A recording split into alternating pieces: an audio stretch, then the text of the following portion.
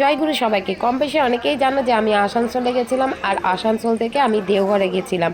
তো সকাল সকাল দেওঘরে যাওয়ার উদ্দেশ্যে বেরিয়ে পড়েছি। আমার সাথে বড় ভাইয়ের বউ ছিল, কিন্তু সে তার বাবার বাড়ি অন্ডালে যাবে বলে সে ওইদিকে চলে গেল। তারপরে আমরা চলে আসলাম এখানে 4 নম্বর স্টেশনে, আর সেখানে অ্যানাউন্স করছিল আর 7টা 25 আমাদের ট্রেনটা ছিল। তো দেওঘরে যাওয়ার সময় মানে দেওঘরে কেউ যদি যেতে চাও আসানসোল থেকে, তাহলে 7টা 25-এর ট্রেনে। আর কিভাবে যাচ্ছি আমি সেটা তোমাদের সাথে শেয়ার করব, তো আমার পুরো ভিডিওর সাথে থাকো। তো অনেকক্ষণ আমরা ট্রেন জার্নি করলাম, আর এই ট্রেনটা বর্ধমান থেকে হয়ে আসে। তো এবারে অনেকক্ষণ ট্রেনে থাকার পরে এবারে ঘুমাতে ঘুমাতে হঠাৎ দেখলাম যে রোহিণী স্টেশন চলে এসেছে। তারপর আমরা কুমড়াবাঁধ রোহিণীতে নেমে গেলাম। তো এটা হচ্ছে খুবই সহজ, যে আমাদের আর যশিডি যেতে না। আর এই রোহিণী স্টেশনটা এটা হচ্ছে যশিডির আগের স্টপেজ। এবার নামার পরে তারপর এখান থেকে আমাদের ট্রেকার ধরতে হবে, আর এই ট্রেকারগুলোর মাধ্যমে আমরা পৌঁছে যাব দেওঘরে। আর একটুখানি রাস্তার চারিদিকটা দেখাচ্ছিলাম, যে দেওঘরের একটু আশেপাশে রাস্তাগুলো দেখাচ্ছিলাম, যাওয়ার পথে চারিদিকের প্রাকৃতিক পরিবেশগুলো দেখাচ্ছিলাম। আর প্রায় সময় আমরা যদি আসানসোলে আসি, আর যখনই আসানসোলে আসি সেই পথেই আসানসোলে আসলেই আমি দেওঘরে আসি, আর আমরা এইভাবে হয়ে আসি। তো তারপরে আমরা 10টার মধ্যে আমরা দেওঘরে পৌঁছে গেছি। দেওঘরে পৌঁছে যাওয়ার পরে তারপরে একটু চারিদিকটা দেখাচ্ছিলাম, আর যেখানে নামিয়েছিল একটা চায়ের দোকানেই নামিয়েছিল। নামানোর পরে তখন বললো যে ওরা একটু খেয়ে নেবে, আর আমিও ভাবছিলাম যে আমি খাবো। তো তারপর ভাবলাম যে আচার্যদেবকে প্রণাম করে নিই, তারপরে খেলাম ঠিকই। তারপরে এবার আচার্যদেবের দর্শনের জন্য চলে এসেছে। এখানে এসে শুনতে পাচ্ছি যে আচার্যদেব এখনও পর্যন্ত বসেনি, তার একটা টাইম আছে। তো তারপর আমরা ওয়েট করার পরে তারপরে এবার আচার্য প্রণামের জন্য আমি লাইনে দাঁড়িয়ে গেলাম। আর ওখানে যে ভাইটা দেখতে পাচ্ছ, ও কিন্তু আমাদের দেওঘরে যে গান করে হোয়াইট ব্যান্ডে, তো ওই ভাইটাকে এখানে দেখছিলাম, আর সে কথা বলছিল এক গুরু ভাইদের সাথে।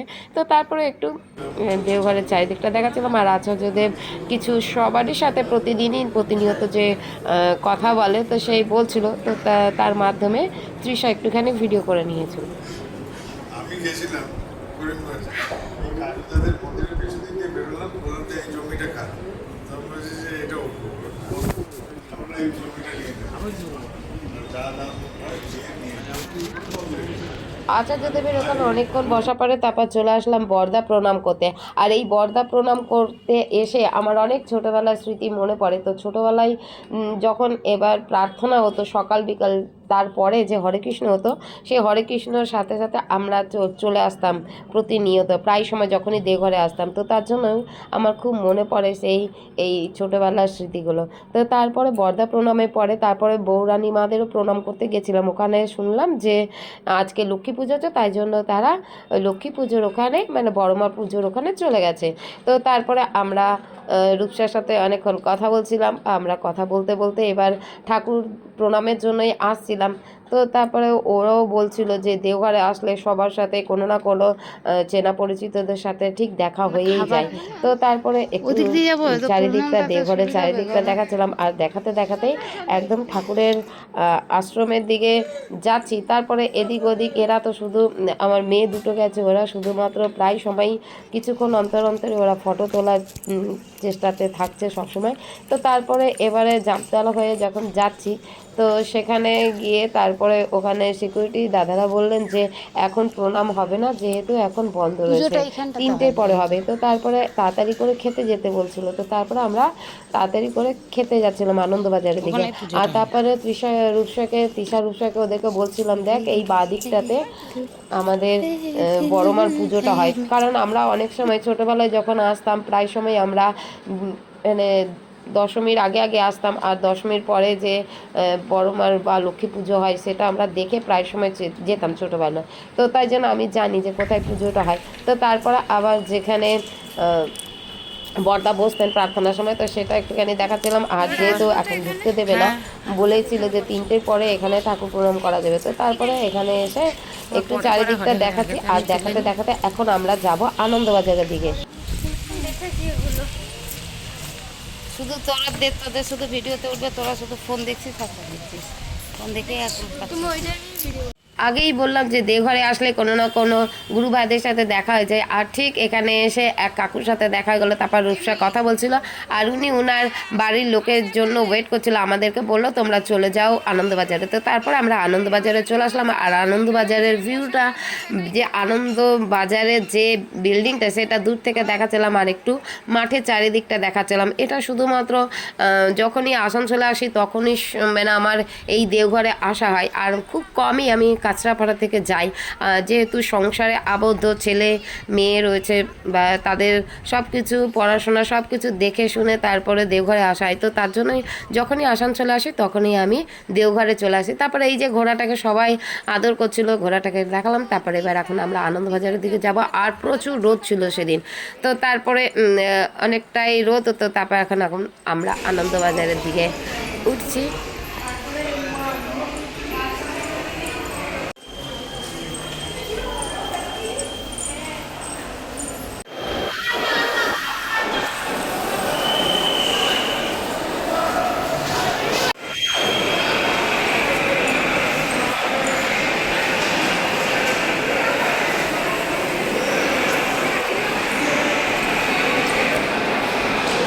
আনন্দবাজারে এসেই দেখছি যে পাতা নিজে নিজে নিয়ে নিতে হবে। তো তারপরে আমরা সবাই যে যার পাতা নিয়ে নিয়েছি, আর পাতা নিয়ে বসতে বললো যে লাইনে, সেই লাইনে বসে পড়েছি প্রসাদের অপেক্ষায়।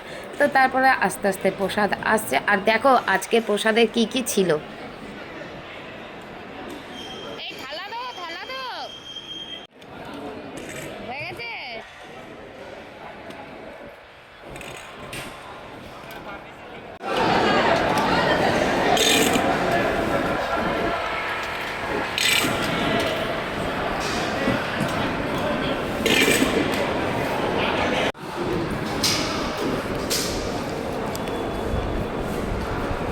যাই হোক, আমাদের খাওয়া দাওয়ার পরে চলে আসলাম অনুসন্ধান কেন্দ্রে। এখানে আমরা অপেক্ষা করব, যেহেতু ঠাকুরের দর্শন হয়নি। তো তা আমাদের 3টের সময় আশ্রম খুলবে আবার। তো তারপরে 3টে বেজে গেল। তারপর আমরা আবার চলে আসলাম আবার সেই ঠাকুর প্রণাম করতে।